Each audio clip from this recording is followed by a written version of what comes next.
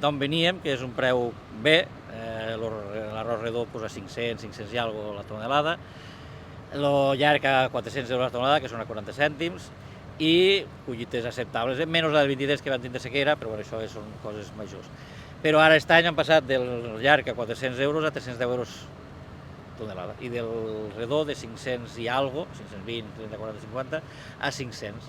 Per què és degut a això? Pues perquè hi ha alguns mercats al mundial han obert mercat, a Extremadura i Andalusia, al tindre aigua, han fet arròs, i això pues, perjudica que hi ha més quilos d'arròs al mercat, entonces la conseqüent baixada de preus. Claro, els gastos no han baixat, els gastos que tenim són els mateixos i això serà un problema. Després altres plagues, però si baixa el preu i no baixen els gastos, doncs malament anem, molt malament.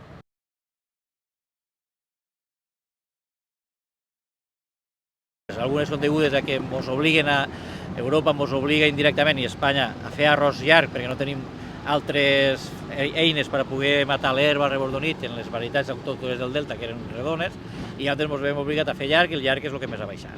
Això ens veiem obligats perquè Europa ens ha fet de cara a un embut i no és la solució. Ara haurem de negociar o fer altres coses perquè no podem fer tots arròs llarg al delta de l'Ebre. No és viable, no surten els números per cap banda.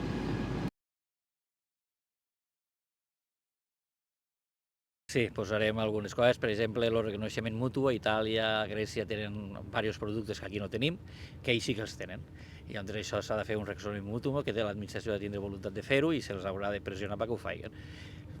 Tindre productes, un ventall de productes per a poder lluitar. No podem tindre només un sistema d'arròs, hem de tindre varietats. Quan jo vaig a votar un partit puc votar 3 o 4, no? Doncs aquí ens estan portant a un tema delicat i després resulta que et porten arròs de fora, que sí, els de fora poden tractar el que vulguin, que evidentment ho porten i és bo per la gent, perquè si no, no ho portarien. Però el problema és que nosaltres ens trobem en desavantatge. Més altres coses, doncs això al final és una situació que aquest hivern se plantejarà.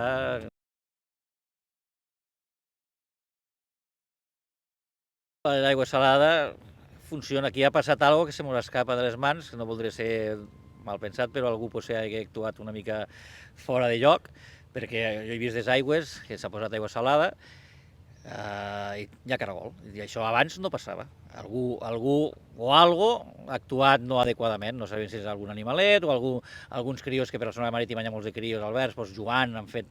No ho sabem el que, però el que ha passat al mes d'agost no és normal. Per tant, solucions, tornar a l'aigua salada, que és el que s'ha proposat des de la Comunitat de Regants al mes de novembre, i eliminar-lo així. Després hi ha una altra opció que seria els clan blau, que funciona molt bé, però això serà per l'any que ve. Aigua salada aquest hivern i mirar a veure què ha passat i controlar.